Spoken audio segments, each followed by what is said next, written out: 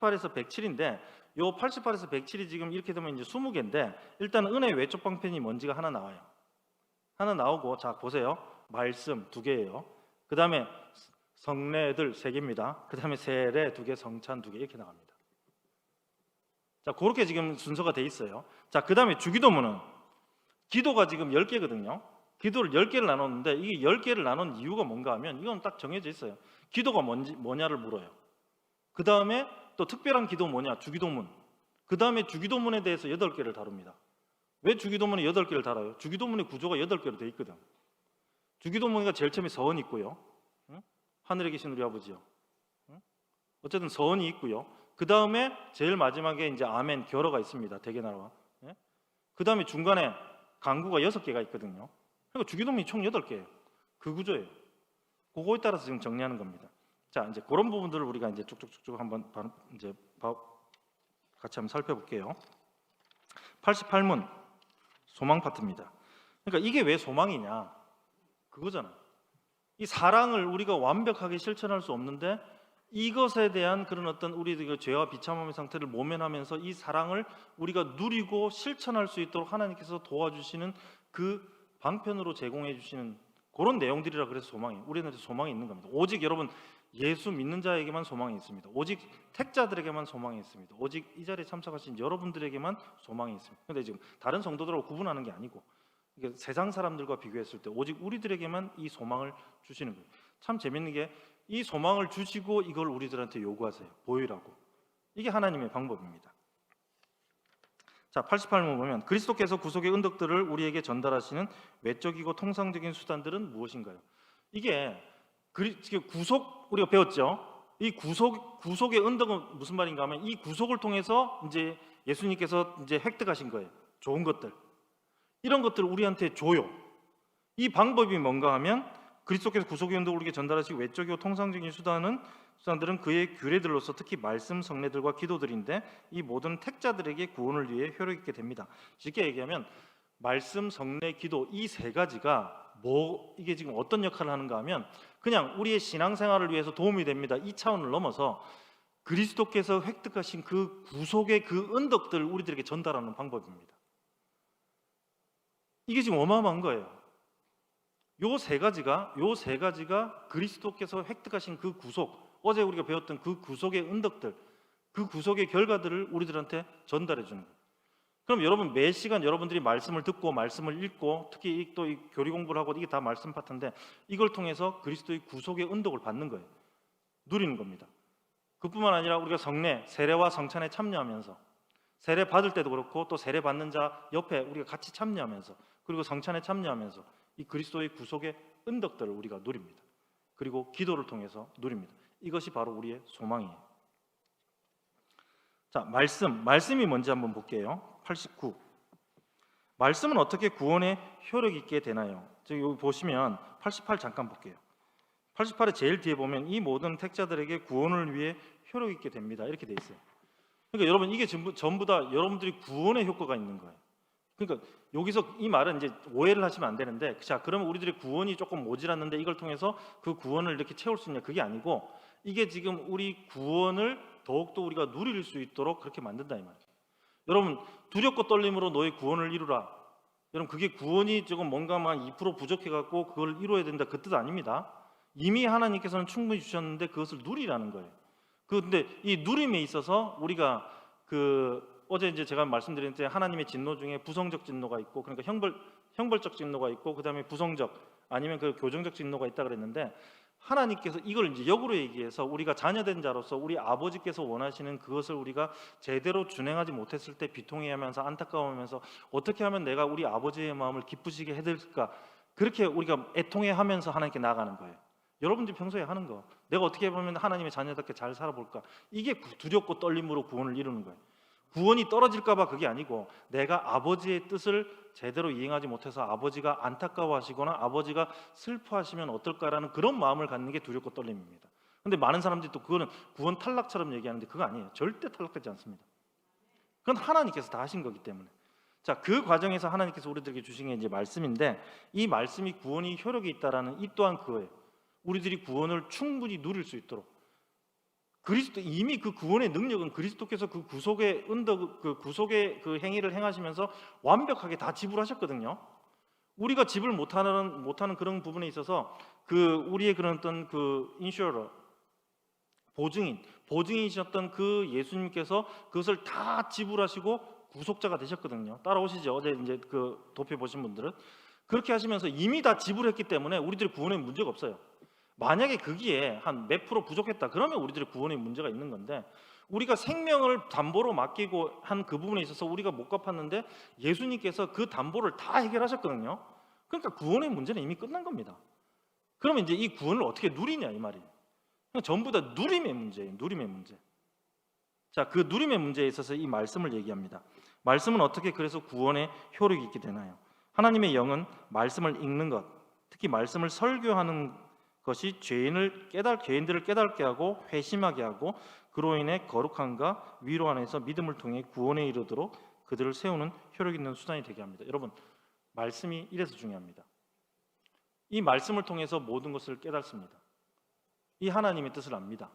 여러분, 이 말씀에는 이제 크게 세 가지로 보시면 돼요. 하나는 뭔가 하면 스스로 읽는 것, 그리고 그 중에서 제일 중요한 게 설교를 듣는 것, 그 다음에 이 말씀을 공부하는, 그러니까 성경 공부와 교리 공부, 요게 지금 다 같이 포함되는 거예요. 이거를 우리가 열심히 하면 할수록 이 하나님의 은혜를, 이 구원의 은혜를 더 많이 누립니다. 우리 안에 더 효력이 있게 돼요. 더 효력이 있게 돼요. 여기서 지금 다시 말씀드립니다. 이 효력 있게 되는 게 떨어지고 안 떨어지고 아니라 더 많이 누린다는 거라 그랬습니다. 더 많이 누리고 잘 누리고 그 다음에 베풀 수 있게 되고 나누게 됩니다. 이게 지금 말씀이, 그러니까 말씀 89, 90입니다. 자, 그 다음에 90문 보시면 말씀은 구원에 효력 있게 되기 위해서 어떻게 읽혀지고 들려져야 되나, 이제 이거 나와요. 그럼 말씀은 그건데 그럼 우리가 말씀을 어떻게 읽어야 되냐, 그리고 말씀을 들을 때 어떻게 들어야 되냐, 이게 지금 정확하게 지금 우리의 교리교육서에 나와 있고, 이게 지금 응축되어 있지만 대교리 교육서에 보면 이게 이제 구체적으로 쫙 나와 있어요. 그대로만 하면 돼요. 아주 정리가 잘 돼 있어요. 말씀이 구원에 효력 있게 되기 위해서 우리는 근면과 준비와 기도로 그것에 주의를 기울이고 그로 인해 그것들을 믿음과 사랑으로 받고 우리의 심정에 간직하며 우리의 삶에서 실천해야 됩니다. 일단은 중요한 건 뭔가 준비하는 거예요.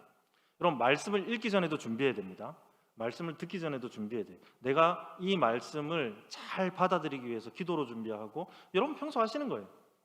그게 이제 이 원리에서 나오는 거예요. 기도로 준비하고 그 다음에 내가 말씀을 받는데 방해되는 그런 어떤 여러 가지 죄악된 요소들을 최대한 제거하고, 그 다음에 심지어는 이런 거 있죠. 그 다음에 이제 환경 같은 경우도 꼭 예배 드리려고 하면 문제가 일어나죠. 부모님들 같은 경우는 꼭 교회 나오려 하는데 애들이 좀 그렇고요, 그죠? 우리 교육자들도 그렇거든요. 꼭 설교하려고 딱 올라오는데 이렇게 부부간에 약간 그런 게 생겨요. 최대한 그걸 이제 안 해키려고 우리도 노력을 많이 하거든요. 이런 부분들, 사탄은 그런 걸 노리거든요. 근데 그렇기 때문에 우리는 철저히 준비할 필요가 있어요. 이 자리에 올 때도 그렇고 여러 가지 상황들.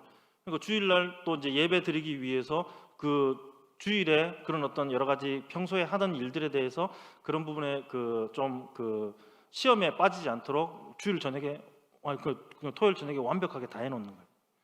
제가 이제 우리 청년들이나 아니면 대학생들이나 우리 중고등부 학생들한테 가면 온전한 주일 준비가 뭡니까? 이렇게 제가 물어보거든요. 그러면 뭐 기도하고 뭐 이렇게 얘기하는데, 여러분 학생들한테 온전한 주일 준비는 뭔가 하면 주일날 온전히 교회에 와서 예배를 드리고 하여튼 공부 안 하고 그 모든 것들을 다 한다 할지라도 주일날 학원 가는 애들보다 6일 동안 공부의 양이 많아야 돼요. 그게 온전한 주일 준비입니다. 그러니까 그만큼 준비해놔야 돼요. 그러니까 그러니까 주일날은 쉬는 날이니까 하나님께서 주신 이 안식을 충분히 누리고 그러면서 기쁨으로 쉬고, 월요일부터 토요일까지는 엄마 눈치 보면서 쉬고, 이게 아니고 월요일부터 토요일까지 진짜 최선을 다해서 주일날 학원 가는 애들보다, 주일날 공부하는 애들보다 공부의 양이 많아야 돼. 저는 그렇게 가르칩니다. 이게 온전한 주일 준비. 우리가 장사하시는 분들이나 이런 분들도 그런 부분에서 이게 지금 말씀을 준비하는 거거든요. 왜냐하면 우리가 그렇게 안 해놓으면, 그렇게 안 해도 우리가 좀 뭐 그건 그거고 이건 이거 이렇게 이제 마음이 편한 사람들도 있겠지만, 근데 사람의 심리가 안 그렇거든. 그렇게 이게 잘 안 돼 있으면 주일날 와서 생각이 나고 이게 집중이 잘 안 되는 경우들이 종종 있잖아요. 우리 경험해봤잖아요. 그런 부분에 있어서 철저히 준비가 필요하다 이 말이에요. 이때 또 잘 안 되니까 이제 기도함으로써 다 준비하는 거예요. 그러니까 여러분 말씀을 읽을 때나 말씀을 들을 때나 이 교리 공부할 때나 그다음에 성경 공부할 때 그 전에 먼저 자기의 주위를 돌아보면서 준비해야 될 필요가 있습니다. 마음만 준비하는 거 아니에요. 보통 보면 이제 마음만 준비한다고 막 기도하는데 여러분 좀 민감하게 그래서 주위를 살펴보면서 이게 방해되는 요소들이 그러니까 어쨌든 이 구원의 은혜를 효력을 방해하는 거거든요. 그러니까 그런 부분에 있어서 이런 것들이 방해 요소가 생기지 않도록 미리미리 준비를 해야 됩니다. 이 철저히 그렇게 가르치고 있습니다. 그래서 근면하게 준비해야 돼요. 근면과 준비와 기도로 그것에 주의를 기울이고 그로 인해서 또 그것을 믿음과 사랑으로 받고 그리고 이제 말씀을 받을 때는 믿음과 사랑으로. 여기서 믿음은 요 페이스입니다. 그럼 내가 어떻게 이 페이스를 내가 마음대로 움직일 수 있습니까? 여러분 그건 안 돼요. 근데 여러분 그냥 가만히 있으면 이건 됩니다. 그러니까 이런 걸 준비하면 이게 믿음으로 하는 거예요. 믿음으로 하는 거예요. 그게 오히려 내 act of believing, 내 믿는 그런 어떤 내 의지로 이게 나타납니다. 하고자 하는 거로. 이게 다 믿음으로 하는 거예요. 그게 이런 부분에 있어서 이제 그 마찰이 없고 이제 순수하게 잘 진행되면 진짜 믿음으로 잘 하는 거예요. 그러니까 준비의 요소들이 필요합니다. 그리고 사랑으로 받고 그리고 우리의 심정에 간직하며 말씀이 전해질 때 지금 여러분들이 지금 이 앉아서 이렇게 듣고 있는 이 자세들이 바로 이걸 사랑으로 받는 거예요. 그리고 심정에 간직하고 이게 하트거든요. 이 심정에 간직하고 그리고 더 중요한 거 이것을 삶으로 실천해야 돼. 이게 성경 읽어놓고 실천 안 하면 꽝입니다. 말씀 듣고 실천 안 하면 꽝입니다. 이게 지금 우리도 당신을 사랑합니다로 나와야 돼요. 이게 나와야 됩니다. 그러기 위해서 노력하셔야 돼요. 근데 말씀은 충분히 그렇게 할 수 있는 능력이 있습니다. 능력이 있고 또 그런 것들을 우리들한테 허락하십니다. 자, 성례들. 여러분 이 성례도 중요한 그 은혜의 외적 방편. 우리가 지금 많이 좀 무시되는 경우도 있는데 특히 이제 세례 받을 때 요거는 제가 이제 좀 간단하게 좀 설명을 할게요. 이제 복잡한 부분들이 조금 있을 수도 있어가지고 그냥 제가 설명을 드리는데 여러분 그 세례 받을 때 보통 세례 받을 때 이게 지금 되게 감격적이어야 되는데 잘 모릅니다. 원래 이제 그 전에 이걸 다 마스터하고 세례를 받아야 되거든요. 그거 모르고 이제 저도 그랬고 그러니까 그냥 그런갑다 하고 받아요. 그래갖고 목사님이 물 많이 넣으면 이러고 그렇게 해요. 근데 여러분 중요한 거는 이미 여러분들은 지금 대부분 다 세례를 받으셨을 거고 지금 이 자리에 오신 분들은 이제 어떻게 생각하시면 되는가 하면 여러분 누군가가 이 자리에서 세례를 받잖아요. 세례 받는 사람 그 사람이지만 여러분 우리가 함께 이 자리에 있잖아요. 우리가 그 사람에 대한 신앙과 그 사람의 그런 어떤 성도 같은 성도로서 그 사람의 신앙을 도와줄 책임이 있는 겁니다. 그냥 누집에 세례 받네, 유아 세례 받네, 그거로 끝나는 게 아니에요. 예? 우리의 자녀입니다. 특히 유아 세례 같은 경우도 더 그렇고요. 유아 세례 누군가가 유아 세례를 받잖아요. 언약의 부모로서 우리가 다 그 어린이에 대한 책임이 있는 거예요. 그래서 이 교회로 모아주신 겁니다. 여러분 그런 걸 좀 우리가 민감하게 생각할 필요가 있어요. 다 그런 책임이 있는 거예요.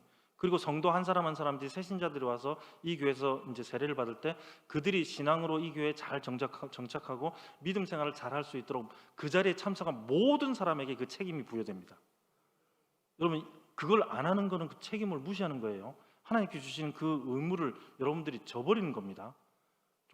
좀 이렇게 얘기하면 죄입니다, 이것도. 그런데 몰라서 좀 더 적극적으로 우리가 그렇게 할 필요들이 있습니다. 이제 그런 부분들이 바로 지금 여기서 얘기하는 그런 성례들이고요. 자, 이 성례는 예수님께서 제정하신 이 성례만 얘기합니다. 세례와 성찬. 이거 외에 다른 것들은 성례가 아닙니다. 예수님께서 제정하신 이 세례와 성찬만이 오직 그 성례인데 이 성례는 이렇게 보시면 돼요. 은혜 언약에 대한 표와 인, 좀 고상한 말인데 은혜 언약에 대한 표와 인이고 그 다음에 우리가 예수님께 순종하겠다는 약속에 대한 표와 인입니다. 그러니까 쉽게 얘기하면 내가 예수 그리스도의 그 은혜, 특히 이제 이 은혜 언약이 결국 구속이잖아요.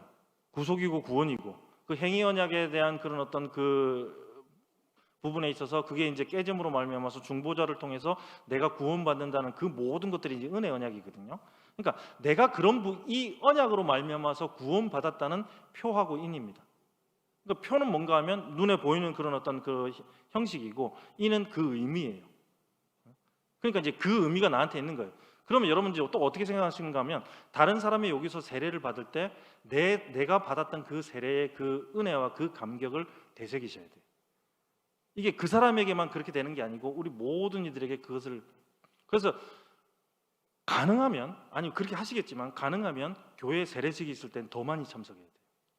더 많이 참석해서 축복해 줄 뿐만 아니라, 그리고 내 스스로도 이 내가 지금 은혜 언약, 그리스도에 대한, 그리스도께서 나에게 주신 그런 어떤 은혜 언약에 대한 그 표와 인을 내가 누리는 거예요. 그리고 원래 세례를 받을 때 이 세례를 받는 사람은 그것을 누린과 동시에 내가 이제 그리스도의 자녀로서, 그리스도의 군사로서 살아가겠습니다라고 약속하는 거거든요. 원래 여러분 세례 받을 때 그거 약속하는 겁니다. 내가 온전히 순종하겠습니다 약속하는 거거든요. 몰랐죠? 근데 그뿐만 아니라 그 세례에 참여하는 사람도 그 약속을 되새기는 겁니다. 이제 언제 또 세례식이 있을지는 저는 뭐 이 교회 그 지금 이제 그런 거 시스템을 모르기 때문에 잘 모르지만은, 어쨌든 세례식이 있을 때 이거 기억하십시오. 지금 내가 그리스도와 그리스도의 그런 어떤 그 은혜 언약의 표와 인이라는 거, 나한테 대한 그 구원에 대한 감격에 다시 한번 감사하시고요. 그뿐만 아니라 그 순간에 그 사람이 누군가가 세례를 받을 때 내가 하나님께 순종하겠다는 그런 어떤 다짐을 다시 되새기는 시간이 되어야 됩니다. 그냥 누가 세례 받네 하고 끝나는 거 아니에요. 모든 사람들에게 그렇게 구원의 효력이 있는 겁니다. 그 세례 받는 사람뿐만 아니라 참여하는 모든 성도들에게 그런 효력이 있는 겁니다. 성찬 또한 그래요. 성찬 또한 이거하고 또 동일합니다. 우리가 주님의 피와 주님의 살을 우리가 먹고 마심으로 말미암아 우리가 은혜 언약에 있다라는 거, 그리고 내가 주님의 자녀로서 살아간다는 거, 그리스도인으로서 산다는 거. 여러분, 그리스도인이라는 게 뭔가 하면 두 가지거든요. 크게 보면 두 가지입니다. 그리스도인이라는 것은 뭔가 하면 그리스도를 따르는 자들이에요. 그리고 그뿐만 아니라 그리스도의 고난에 참여하는 자입니다. 이건 적어 놓으십시오. 여러 가지 해석들이 있는데 그 중에서 가장 대표적인 게, 그리스도인은 그리스도의 도를 따르는 자들. 그러니까 예수님께서 가르쳐 주신 그 내용들을 따르는 자들. 그뿐만 아니라 그리스도의 고난에 참여하는 자들입니다. 기꺼이 참여하는 자들입니다. 이 그리스도인으로서 내가 살아가겠다는 그런 약속이거든요. 왜냐하면 여러분, 성찬이 예수님의 죽음을 얘기하거든요. 죽음을 상징합니다. 그러니까 세례를 통해서 내가 새롭게 구원받은 그 은혜와 내가 하나님께 헌신하겠다는 것을 다지는 거예요. 성찬을 통해서 내가 그리스도인으로서 내가 그리스도의 도를 따를 뿐만 아니라 그리스도의 그 고난에 참여하겠다는 그 각오를 하는 거예요. 매 성찬의 그 시간에 단지 그냥 뭐 이렇게 포도주 마시고 그 다음에 떡 먹고 그냥 지나가는 게 아니고, 그러니까 그리스도와의 연합했다라는 것을 다시 한번 이거 형식적으로 내가 이렇게 하는 거예요. 표를 내는 겁니다. 그리스도가 나와 함께 하신다는 것을, 이걸 표를 내면서 내가 그리스도의 고난에 참여하는 자입니다라는 것을 스스로에게 선언하는 겁니다. 이게 그만큼 귀한 절이에요. 이제 그거 아시고 한번 이제 계속해서 이제 다른 분이 세례를 받을 때 내가 이제 해야 될 것, 그 다음에 내가 성찬에 참여할 때 해야 될 것, 이게 꼭 생각하시고 스스로 이렇게 하시면 이게 바로 여러분들의 그런 어떤 구원의 효력 있게 나타납니다. 여러분들의 믿음을 더욱더 강화시킵니다. 그런 요소들이 있다는 것을 이제 잘 아시면 되겠고요. 세례와 성찬은 93회에 보면 이제 이게 그 세례하고 성찬만이 그 우리의 성례입니다. 이제 그렇게 다루고 있고요. 자, 세례 이 부분 다 다른 부분입니다. 근데 여러분 여기 보면 잠깐 살펴보면 93문 보면 이 세례에 대해서 이제 여러 가지가 있는데 그 여러 가지 설명을 이렇게 하는데 구체적으로 하는 건 뭔가 하면, 세례는 성례인데 그 안에서 아버지, 아들과 성령의 이름으로 물을 가지고 씻는 것은 우리가 그리스도에게로 접붙임으로 은혜 언약의 유익들에 참여하는 것이고, 방금 전에 말씀드렸죠. 그로 인해 주님의 소유가 되겠다는 우리의 맹세, 두 가지 말씀드렸죠. 내가 주님의 소유가 된다, 주님을 따른다, 주님이 헌신한다. 이거 다 그겁니다. 이게 요 맹세가 들어가는 거예요. 그 다음에 은혜 언약의 그 유익에 내가 참여한다라는 그런 거고. 자, 그 부분이고요. 자, 그 다음에 95. 자, 그러면 누구에게 세례가 시행되어야 되나요? 이런 부분이 있습니다. 요거는 한번 잠깐 읽어볼게요. 같이 읽을게요. 시작. 세례는 보이는 교회 밖에 있는 자들에게는 그들이 그리스도 안에서 자신들의 믿음과 그리스도에 대한 순종을 공언하기 전까지는 그 누구에게라도 시행되어서는 안 됩니다. 그러나 보이는 교회의 회원들의 유아들은 세례를 받아야 됩니다. 이 말인데, 공적으로 신앙 고백을 하는 사람에게만 세례를 주는 겁니다. 여러분, 믿음이 있는지 없는지 확인하고 세례 주는 게 아니라 그랬어요. 그건 모릅니다. 그러니까 저는 지금 제가 여러분들에게는 믿음이 있습니다라고 지금 얘기하는 건 뭔가 하면 일단 객관적으로 지금 아직 어린아이들은 조금 아직까지 그런 기회가 없지, 뭐 입교를 안 했을 수도 있고 하는 그런 나이지만은 여기에 참석한 대부분의 직분자들은 다 세례 받았다고 보고, 그러면 그 세례 받은 자들은 신앙 고백을 한 사람들이거든요. 그거에 근거해서 제가 여러분들에게는 믿음이 있습니다 이 얘기를 하는 거예요. 제가 이렇게 영안이 있었고 여러분들에게 그런 어떤 쫙 보니까 믿음이 있는 것 같습니다 이런 거 아니에요. 신앙 고백에 근거하는 겁니다. 그러니까 여러분 요 부분에 있어서 뭐 그럴 일은 없겠지만은 거짓되게 신앙 고백을 하는 사람이 있거든요. 그거는 스스로 자기의 화를 먹은 겁니다. 근데 우리는 그걸 구분할 수가 없어요, 교회에서는. 그렇기 때문에 신앙 고백을 다 인정을 합니다. 그래서 그 고백하는 자에게만 주는 건데, 근데 이제 이런 경우 어린이들은 어떻게 합니까? 여러분, 어린이들은 신앙 고백으로 주는 게 아니고요. 그러니까 성인 개종자들은, 그러니까 예수님을 믿는 자들은 각각의 신앙 고백에 근거해 세례를 줍니다. 근데 유아들은 이 개인의 신앙 고백에 기초해 주는 게 아니고 언약에 기초해서 줍니다. 이게 중요해요.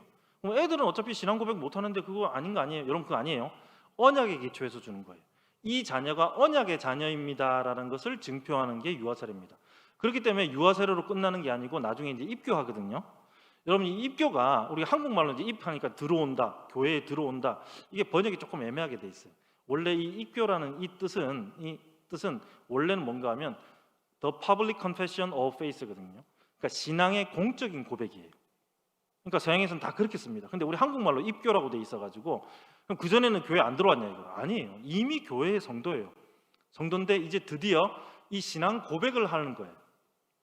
그렇기 때문에 이제 세례는 받았기 때문에 두 번 세례는 주진 않습니다. 그렇지만 이 공적인 신앙 고백을 통해서 방금 전에 얘기한 것처럼 이 신앙 고백을 통해서 이제 이 어린이가 이제 그리스도의 그런 어떤 은혜 언약의 표와인, 그리고 그리스도인으로서 충성하겠다는 그런 어떤 맹세, 이런 것들을 하게 하는 거예요. 그러면서 그에게 이제 드디어 그에게 이제 직분을 줄 수 있는 그게 돼요. 그러니까 신앙 고백하는 거죠. 다시 얘기합니다. 그 유아 세례는 언약에 기초해서 주는 겁니다. 그래서 유아 세례는 주는 겁니다. 이런 부분들 어떻게 뭐 아직까지 뭐 애들 뭐 신앙 고백도 안 했는데 뭐 자기 개인 그것도 아닌데 주면 안 돼. 이렇게 얘기하는 사람들이 있는데 이제 그게 아니고 우리 교인은 그렇게 정리를 합니다. 96문 성찬은 무엇입니까? 이렇게 돼 있는데 이 성찬이 아까 전에 얘기한 이제 그런 부분으로 보시면 되고 이건 넘어갈게요. 자, 그 다음에 이제 주기도문 볼게요. 기도 볼 건데 98문입니다. 자, 기도가 뭡니까?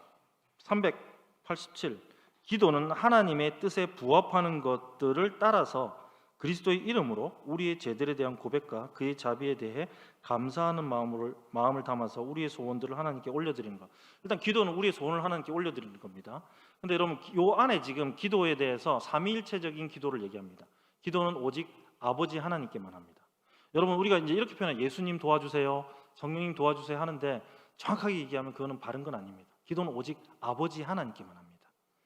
기도를 들으시는 분은 오직 아버지 하나님입니다. 이거 아시고 이제 표현을 쓰십시오. 표현을 쓰시고. 그러니까 아버지 따로, 그 다음에 성령님 따로, 예수님 따로 도와주세요, 이거 아니에요. 왜냐하면 기도 안에 성령님하고 예수님은 이게 지금 하는 역할이 있거든요. 그러니까 오직 아버지에게만, 그 다음에 예수님의 이름으로 기도합니다. 그러니까 예수님의 중보를 통해서 기도하는 거예요. 기도 안의 역할이에요. 그 다음에 성령님의 도움으로 합니다. 성령님께서 우리들로 하여금 하나님의 뜻에 바른 기도를 할 수 있도록 도와주십니다. 이때 이걸 통해서 우리는 우리가 원하는 그 소원을 하나님께 아뢰는데, 여기서 중요한 게 뭔가 하면 하나님의 뜻에 맞는 그 기도를 해야 된다. 그러면 우리가 하나님의 뜻에 맞는 기도를 우리가 어떻게 완벽하게 할 수 있습니까? 잘 못하죠. 그러니까 제가 첫 시간에 얘기했죠. 하라고. 그러면 성령님께서 도와주십니다. 근데 어쨌든 두 가지 부분에 있어서, 그러니까 수정되는 부분은 우리 기도의 내용이 수정되는 거예요. 기도의 내용이 수정됩니다. 하나님의 뜻에 맞게끔 그렇게 수정이 돼요. 오직 아버지께, 그 다음에 예수님의 이름으로, 그 다음에 성령의 도움으로 우리가 그렇게 기도하는 겁니다. 이 안에서 이제 우리 죄에 대한 고백도 있고요, 그 다음에 감사도 있고 그렇게 됩니다. 99문이 뭔가 하면, 이 그러면 하나님께서 우리의 기도를 위한 어떤 지침을 주셨습니까? 이게 주기도문이에요. 그 보통 주기도문이라고 하는 그냥 주기도로 해도 되고요. 주기도문이라고 해도 돼요. 왜냐하면 성경에 그런 말 없거든요. 그래서 보통 commonly the Lord's Prayer 주님의 기도라고 부릅니다. 이렇게 표현을 하는 거예요. 그래서 어떤 사람은 주기도가 맞다, 어떤 주기도문이 맞다. 그럼 성경에 없습니다. 그냥 아무나 써도 돼요. 근데 여러분 여기서 질문, 이 주기도문이 예수님의 기도입니까? 아니면 예수님의 기도인데 우리도 할 수 있도록 예수님께서 허락해 주신 기도입니까? 아니면 그냥 예수님의 기도는 아니고 우리의 기도입니까? 자, 1번이라고 생각하시는 분, 이건 예수님의 기도다. 그럼 2번이라고 생각하시는 분, 예수님의 기도인데 우리도 할 수 있도록. 그 다음에 3번은 예수님의 기도는 아니고 우리의 기도다. 3번. 자, 답은 3번입니다. 이건 예수님이 하시는 기도가 아니에요. 우리에게 가르쳐 주신 기도입니다. 왜냐하면 여러분 보세요. 이게 지금 하나의 기도거든요. 하나의 기도예요. 이 중간에 지금 하늘에 계신 우리 아버지 따르고 이름이 거룩히 받으시오면 따르고 아니에요. 하나의 기도입니다. 요 안에 예수님은 절대 안 하시는 기도 내용이 있습니다. 우리 죄를 사하여 주옵시고. 예수님 죄가 없는 분인데, 여러분 이건 예수님이 하는 기도가 아닙니다. 예수님께서 우리에게 가르쳐 주신 기도. 그리고 여러분 그런 표현 많이 썼잖아요. 주님께서 가르쳐 주신 기도라고 여러분 많이 썼잖아요. 그러니까 이게 우리 하나님께서 하나님의 자녀들에게 예수님께서 가르쳐 주신 그런 기도예요. 그러니까 오직 하나님을 아버지라고 부를 수 있는 자들에게 이렇게 하나님께 요구하라고 그 방법을 가르쳐 주신 게 바로 주기도문입니다. 그래서 여러분 주기도문은 우리의 기도입니다. 우리의 기도예요. 자, 그런 부분이고, 자, 그러면 이제 100 볼게요. 주기도문 서원은 하늘에 계신 우리 아버지요. 여기서 하늘에 계시다는 말은 오직 그냥 하늘에만 계시다는 게 아니고 이제 그 아까 전에 얘기했던 편지하시는 분이고, 그 다음에 아버지요. 오직 하나님을 아버지라 부를 수 있는 자들만이 이 기도를 할 수. 여러분 엄청난 특권입니다. 엄청난 특권입니다. 자, 그러면서 이 권위 있는 이 하나님을 얘기를 하시면 되고요. 그러면서 우리가 이제 이 기도를 가지고 이 하나님을 그렇게 인정을 합니다. 두 번째, 요게 이제 hallowed be thy name이에요. 지금 현대 버전으로는 지금 아버지의 이름을 거룩하게 하시며 이렇게 돼 있는데, 이게 우리가 이제 옛날 버전으로는 이름이 거룩하게 힘을 받으시오며, 이게 hallowed예요.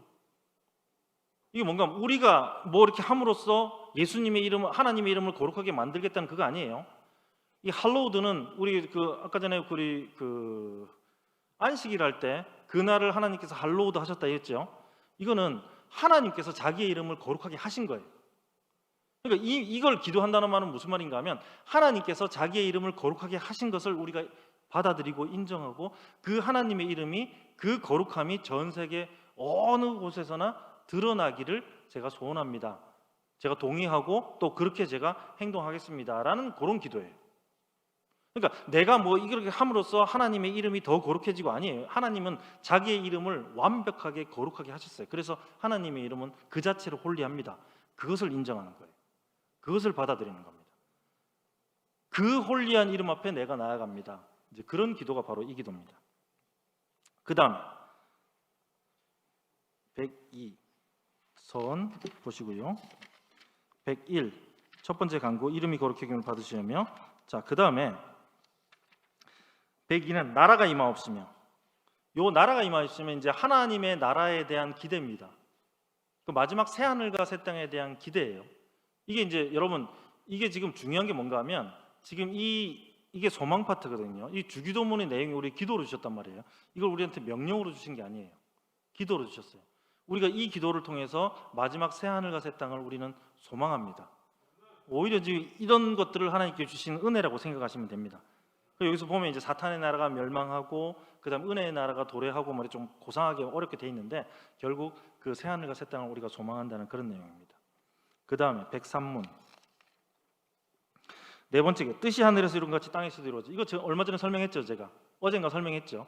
뜻이 하늘에서 이루어져요. 왜냐하면 뜻을 이룬 자들이 죄가 없기 때문에, 죄 없는 천사들과 그 다음에 그 육신의 그런 어떤 죄악된 모습들, 그러니까 육체의 정욕을 이미 벗은 사람들이 지금 영혼들이 올라가 있기 때문에 그들은 이제 하나님의 뜻을 이루는데 문제가 없습니다. 근데 지금 우리는 안 되잖아요. 근데 이걸 지금 하라라고 명령으로 준 게 아니고 소망하라고 기도로 주신 거거든요. 그 마지막 새 하늘과 새 땅에서 우리가 온전히 우리들의 부활된 몸으로, 죄 없는 몸으로 하나님을 영화롭게 하고 그의 뜻을 이룰 수 있는 그날을 소망하게 하시는 그런 기도입니다. 그런 어떤 소망의 기도가 바로 이 내용입니다. 그 다음 104문 417페이지입니다. 자, 네 번째 기원은 오늘 우리에게 일용할 양식을 주시옵고 우리들의 삶 가운데서 필요한 것들을 하나님께 요구하는 겁니다. 근데 여러분 요걸 조금 더 구체적으로 들어가면 이건 지금 하나의 기도라 그랬어요. 하나의 기도인데 이거는 하늘에 계신 우리 아버지 이름이 거룩힘을 받으시면 하나님의 이름이 거룩힘이 받는데 필요한 그런 모든 것들 요걸 구하는 겁니다.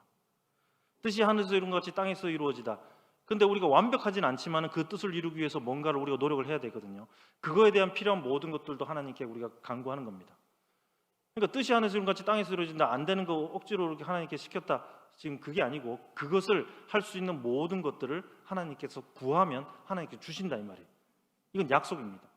구약의 만나의 개념으로 지금 이렇게 얘기를 하는 거예요.